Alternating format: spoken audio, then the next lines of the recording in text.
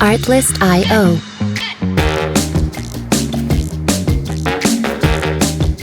What's up, guys, and welcome to the Gunner Report for the Arsenal vs Nottingham Forest post-match report. It's so good to see that we've got our mojo back after the international break. I mean, this was such a good performance. I think Nottingham Forest didn't even have a shot on target the whole game. So, I mean, I'm so happy to come away from this. I was so nervous going into the game because the thought of losing this game, our season would be over, and this match week's gone relatively well for us in terms of other results in other games. But I think we did really well not to...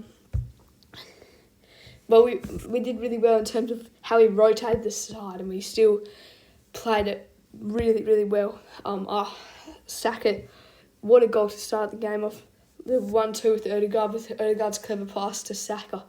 And then he had about 3 defenders on him and the goalkeeper to beat. And he put it away. So much force behind the shot. I mean, Saka was the man of the match for me, followed by Odegaard. But it's close. Odegaard, he's so good. I mean, the team's completely different without him. And the way we played without Havertz, without Rice, without Martinelli, without Partey, he's been our best midfielder this season. I mean, we played really well. It's good to see that our squad depth is getting better. And Arteta traditionally hasn't really wanted to rely on players like Jesus, like Jorginho.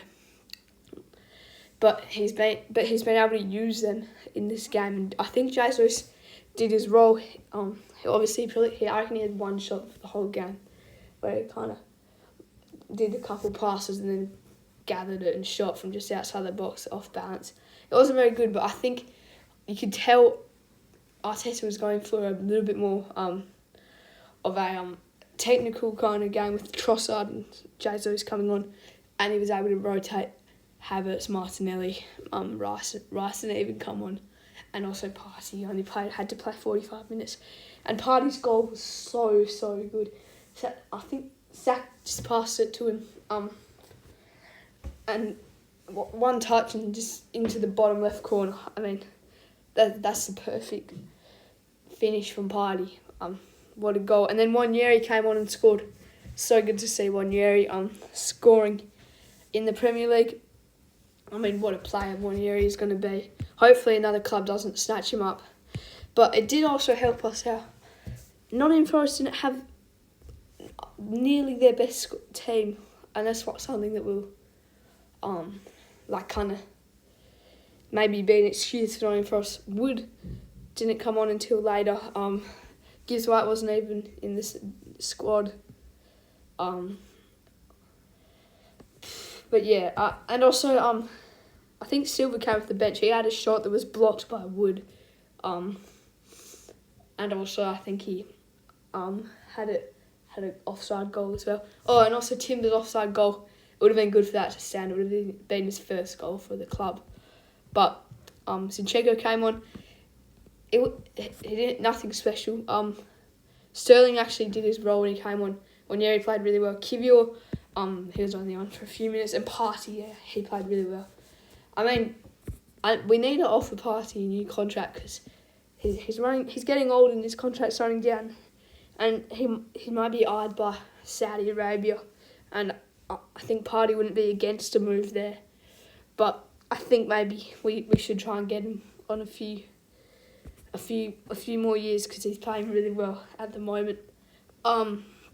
We've got Sporting in the Champions League next. That's a big game for us. Sporting have been playing. They haven't lost or drawn in the League of Portugal. So yeah, and here's the table. It's such a shame Southampton couldn't hold on for a draw against Liverpool. They were playing really well. I think Liverpool won 3-2. If we just look at this, yeah. I mean, that would have been the dream. City have lost their last 3 games in the Prem and lost their last 5 games in every league. So we're only 1 point behind City, and we've been playing horrid. So I think that's kind of a positive to take out of this period. and we can move on, and we're playing a lot better now. We just have to get that win against West Ham and then go to Old Trafford, or are we hosting Man United? I'm not sure. But we've got to get through this period. We've got to get wins on the board. Every game from now on is a must win. We have to win. We have to keep on winning until the New Year's and just see where we are. I do think I'm more concerned about City than I am about Liverpool, just because City's got the know-how and around how to tackle the Premier League and how to win it. And I feel like City are way more of a threat to us compared to, I think Liverpool, they're playing really well at the moment, but I don't know how well they'll be over the course of a season. We're only 12 games in. They are leading the Champions League as well, but I feel like Arne Slot's first season in the Prem, and the Liverpool versus Man City is also this weekend, so that'll be a good one to watch. But I mean, I don't know if Liverpool have what it takes, but the thing is, I don't know if they have what it takes or not. So I'm a bit worried about Liverpool. I'm also not too worried at the same time, because I know that there's a bit of uncertainty around how good they can be for how long they can be, how good they can be for a long period of time. There's uncertainty around whether they can be this good for a long period of time. But they are playing really well. This is the table. Down the bottom, Southampton last. Crystal Palace have not played well this season.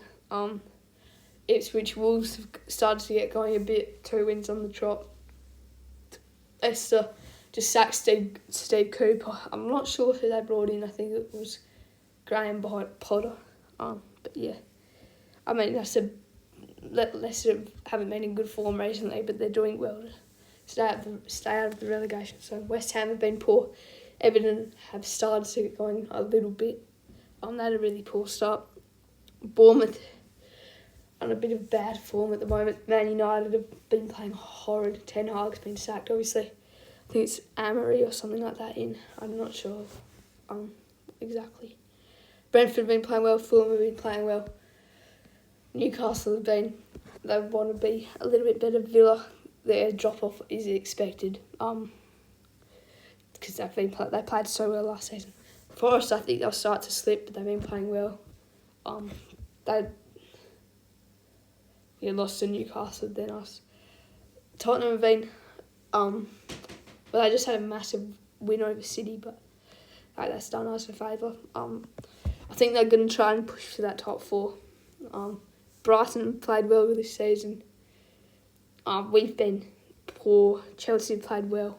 City have been poor, and Liverpool have been good. So it's kind of a rundown where things are at.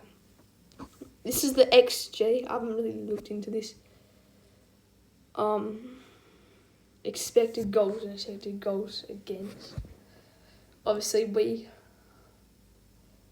we're sitting in 8th in terms of XG, but that just means that Rise probably made a fair good save because our XG against is 12, and our actual goals against is actually 12. So we're outperforming our expected goals, which is good. But yeah, thank you guys for listening to the Gun Report, and I'll see you next one. Bye bye.